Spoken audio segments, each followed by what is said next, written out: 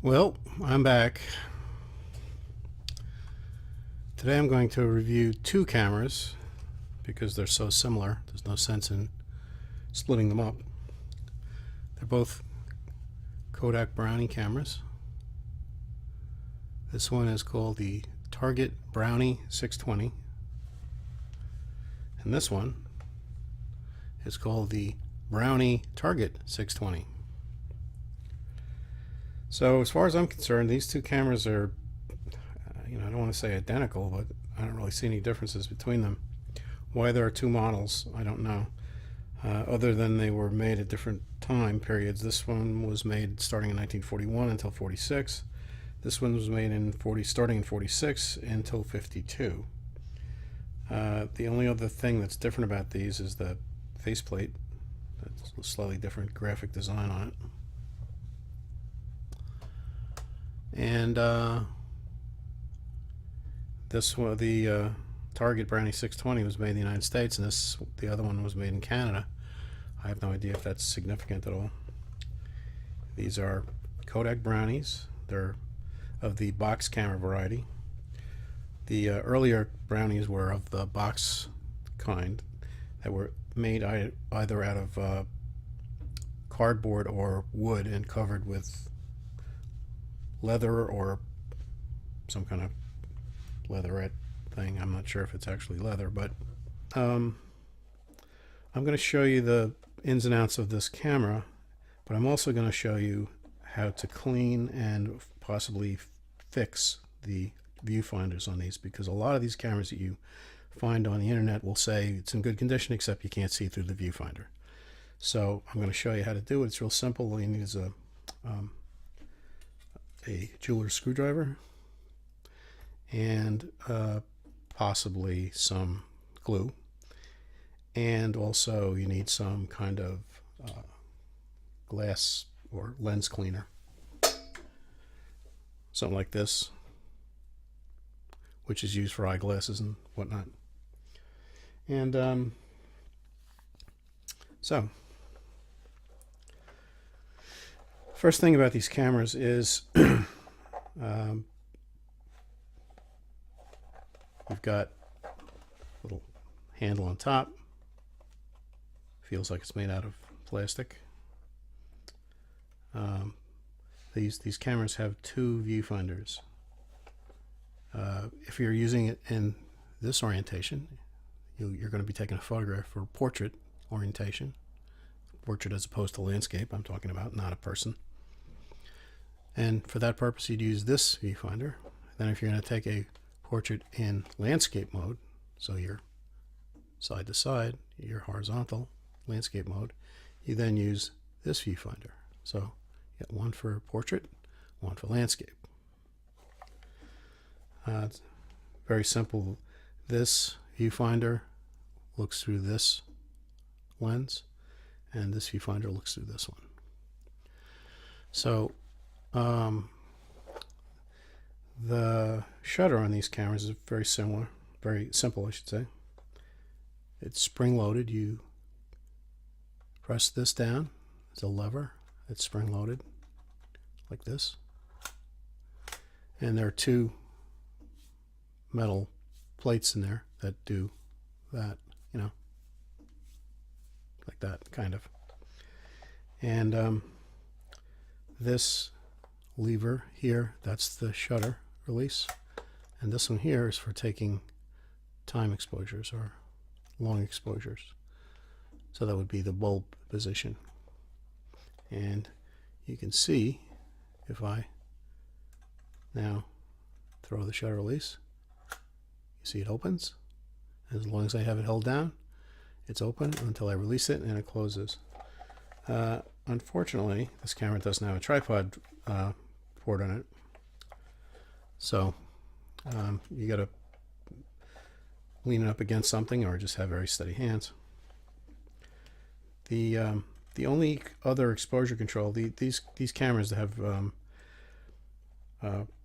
their shutter speed is somewhere between a 25th and a 50th of a second. I don't think you could guarantee what it's going to be. But when you throw the shutter open, you can see that there's another way to control exposure, which is by pulling up on this little lever here. See if I can do it. And you can see inside there, you can see that there's an aperture that changes in size.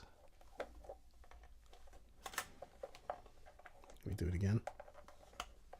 So let's see if I can open it so you can see. There you go. So there's the small aperture, which is f16. The bigger aperture is f11. So those are the only controls you have on exposure. Basically, with cameras like these, the way you would control exposure is beyond one stop or so is by using films of different ASA, as it was called in those days, or we call it ISO today. So that's pretty much the mechanism, the way you take pictures. You hold it like that, fire the shutter, or you hold it like this and use the shutter like that. These cameras have a meniscus lens that's behind the shutter. In the front of here, on this right here is not a lens, that's a piece of glass. So let's open it up. The way you open these cameras up, and I'll show you why it's done this way, is this is the rewind knob, or actually the winding knob. It only goes in one direction. The film goes this way, from here, up here, around the back, down to here. And the knob that you turn it advances the film. And then when you're done, you would continue to go in the same direction, and the film would be taken up on the take-up reel all the way. Then you take the film out and do whatever you're going to do with it. So the thing is that this knob, as you can see here, if I turn it and pull on it, see if I can keep my thumb out of the way. If you turn it and pull, it pulls out. See that? See if I go down like that, back down in, it's down. I want to do that, it pulls out. So you turn it and pull it out at the same time. You're turning counterclockwise so that the film is going this way, like that. So you do that. And then on the top of the camera, this post here is, it pulls up, and it's a spring-loaded thing. So you have to see that. See, it's spring-loaded. So you pull up on that, and then the camera comes apart like this. Okay. So this is the box of the box camera. Pretty much just a box, and it's got this winding knob on it. And then the only other thing it has is this little window here. This little red window is for the film counter, which I'll show you how it works later. This is the innards of the camera, and I'll show you why that taking the camera apart that way does what it does. You can see here that this little cutout is for this viewfinder, and then right next to it, right there, is a little hole. And when you put this camera together, remember this is still pulled out. This camera together, this will snap into that hole. See that? So you have to pull it up to get it out. The other thing is that this is where the roll film, the film side would be put, and down here is the take-up side. So this is the take-up reel. Right? Goes right in here.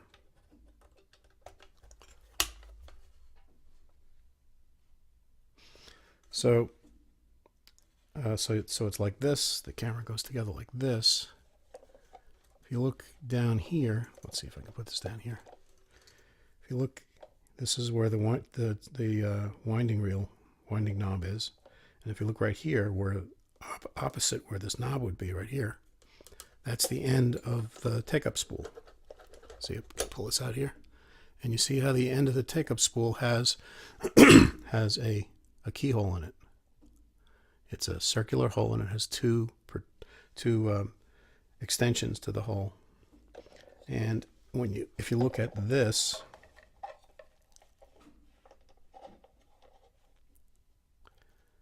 look at that. Let me shed some light on the subject.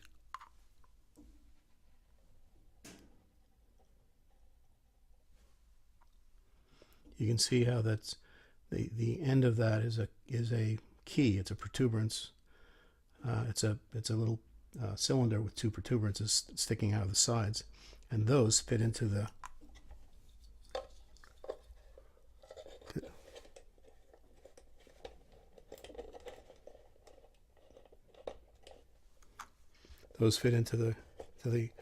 keyhole on the end of the take-up reel, take-up spool. Right? So that's how the outside of the camera makes the connection with the inside of the camera. So you have this here, and then you can see that's where the opening in the end of the take-up reel is there, and then the inside of this, the key on the inside of this goes into that hole, and those little protuberances in the key allow it to, when you're turning this knob, when that's turning, it will be rolling the film through the camera. The the film that goes from here, it goes down here. This is a little roller here. This is the opening in the back of the camera. This is another roller over here. And this here is the size of the negative, because this is the mask, and the film goes over the back of here, and the paper is on the back side of the film, protecting the film against light leaking in. And so you roll the film until the film comes up this way. It's sitting here. You take a shot, then you roll it again, and that goes onto the take-up reel.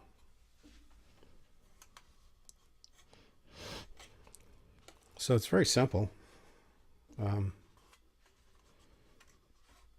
Works real well.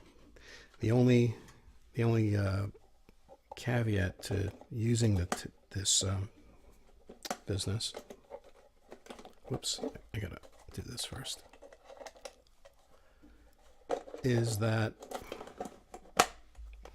when you're advancing the film to the next frame, make sure you press that way on the take-up knob here.